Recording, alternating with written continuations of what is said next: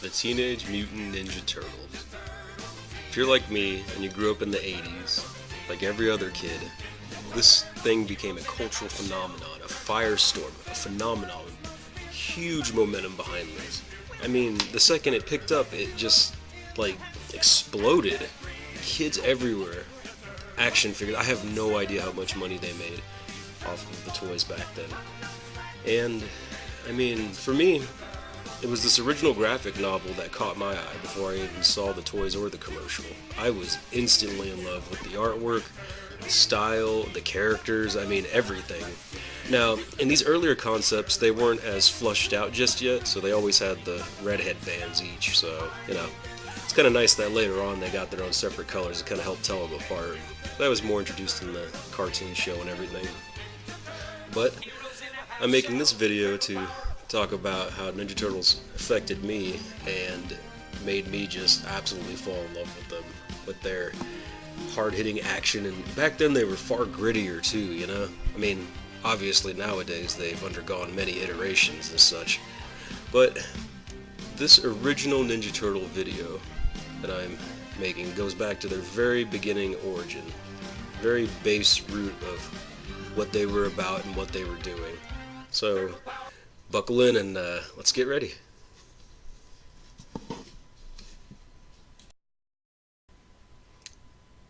So join me today, folks, as I read through this delightful graphic novel that has influenced and changed my life drastically. I'm the final Ricky, and don't forget to like and subscribe. Alright, let's get started. Leonardo, we made a wrong turn somewhere. Now we're caught and our backs to the wall in this trash-strewn alley. Barring the way out are 15 members of the Purple Dragons, the toughest street gang on the east side. The only way they'll let us out is here is we're dead. I hold my katana in a relaxed, ready position. To my left, Donatello, and Michelangelo follow suit with staff and nunchaku.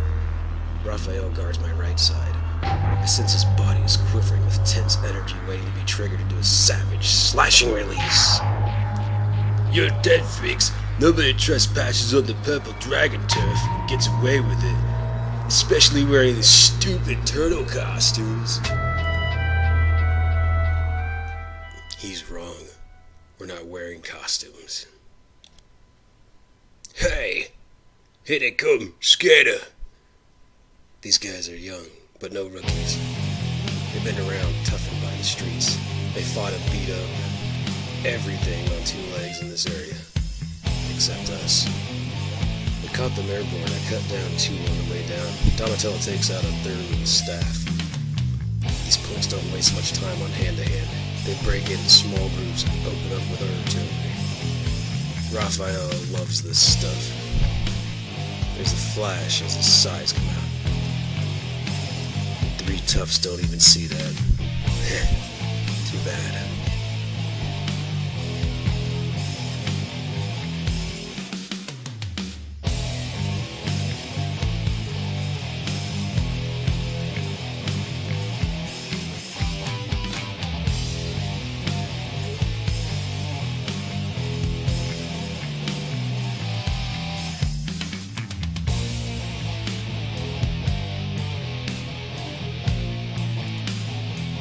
Who are these guys? I don't know, some kind of freaks. But even freaks can bleed. Cut 'em! Yes, we can bleed. And so can you. Our first major skirmish is over and we still are standing. Our training has served us well. Splinter will be pleased. Police siren wails close by. Coming fast, they arrive. They will find only what's left of the Purple Dragon gang. We do not like to run from those who would be our allies, but they would not understand us. The storm drain beckons. We are never far from a means of escape, for we are in the ways of ninjutsu. We strike hard and fade away into the night.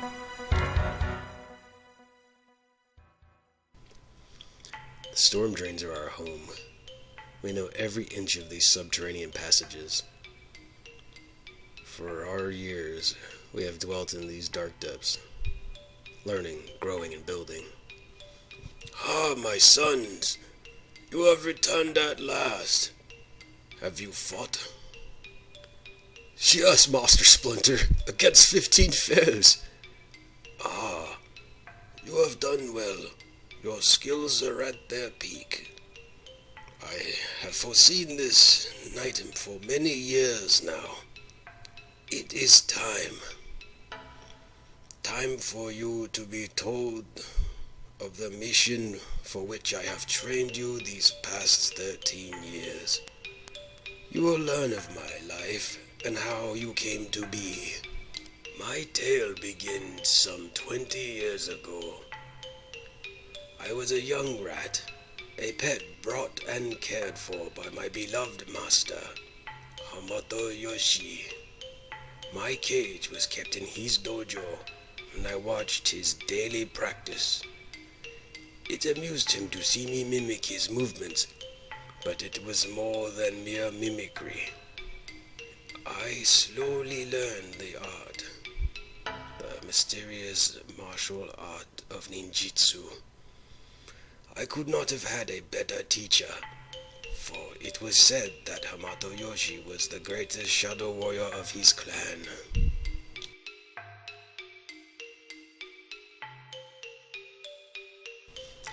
He was one of the famous Foot clan, the most feared warriors and assassins in all Japan. Another member of the Foot clan was Oroku Nagi. He and my master, Yoshi, competed fiercely in all things, especially for the love of a young woman, Teng Shin. Both tried to win her, but from the start she loved only one, my master Yoshi.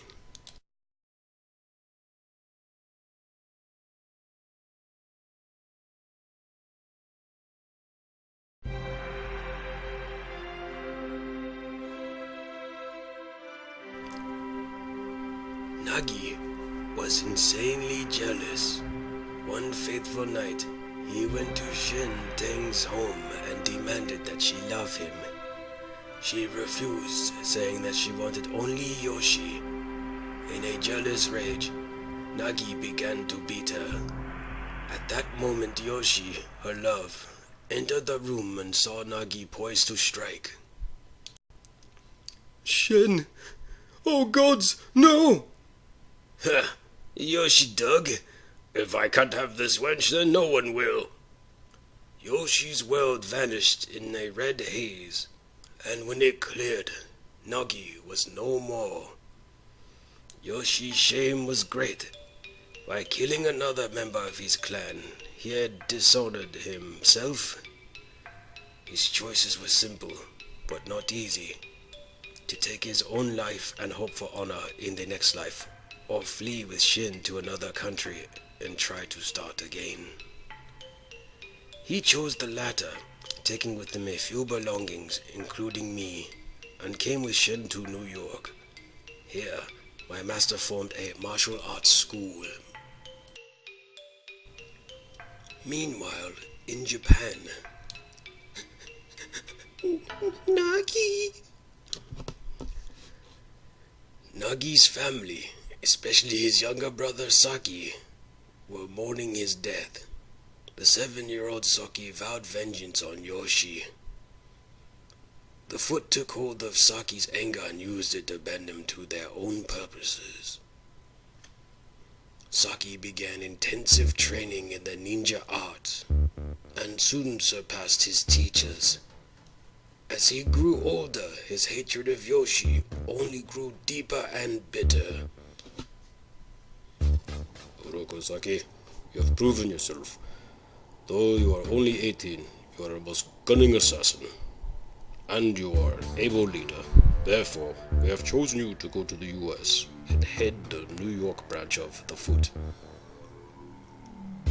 At last, a chance to avenge my brother's death. Saki moved quickly. Within a year, he had built the New York Foot into a force to be reckoned with.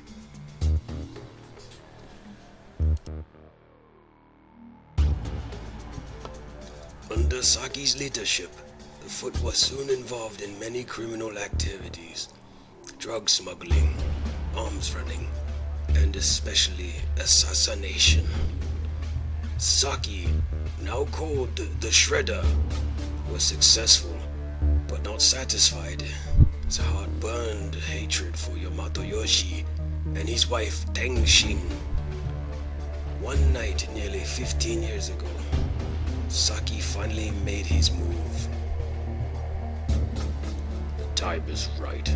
I have them tracked down. For the murder of my brother, there will be no escape. My master Yoshi came home that evening, never expecting his most dangerous enemy was lying in wait. Entering the apartment, his gaze fell on the silent, still form of his beloved Shin. Then he saw her killer. Good lord, who are you? I am Oroko Saki. Oh no! In the struggle, my cage was smashed. I was free, but my master was dead. In my grief, I wandered the streets, living off scraps of garbage. Then, one day while I was searching a trash can for my next meal, I witnessed an accident.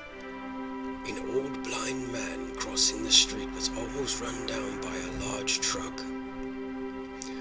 At the last moment, a young man leaped at the blind man and knocked him out of the truck's way.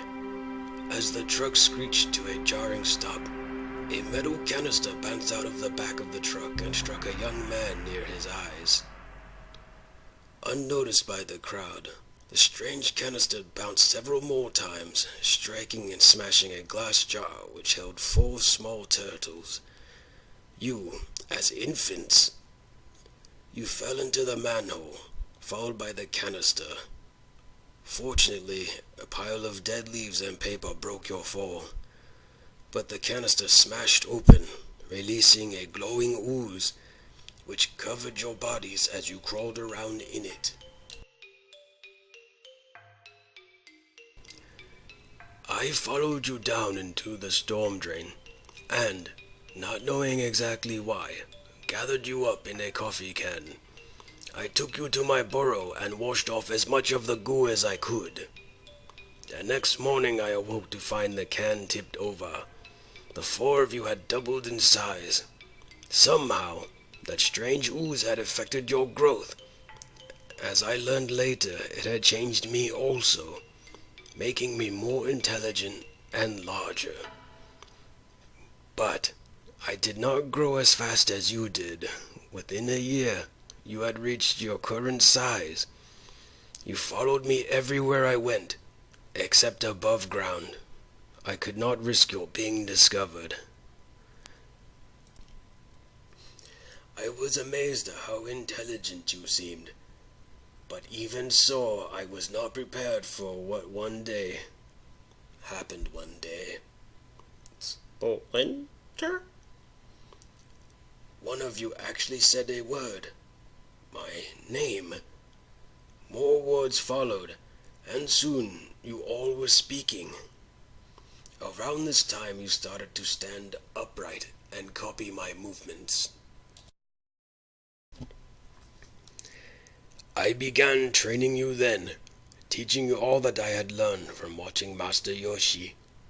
I taught you the use of weapons, the art of stealth, and all that I knew of this world in the time you surpassed my lessons,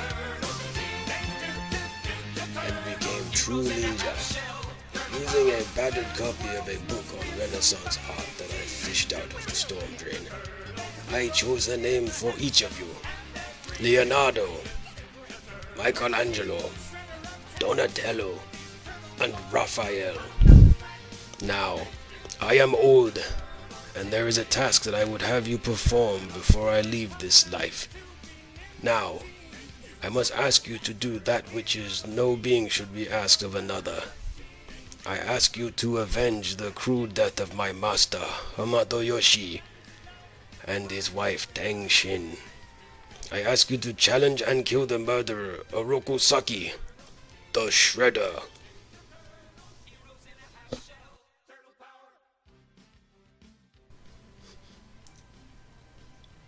I love the night air. I despise the damp dank underground. My brothers don't seem to mind it. But this is where I belong. Such a feeling of freedom. So much room to move about. I'm Raphael, Ninja Turtle. My master Splinter chose me for this task. To deliver a message of challenge to the Shredder.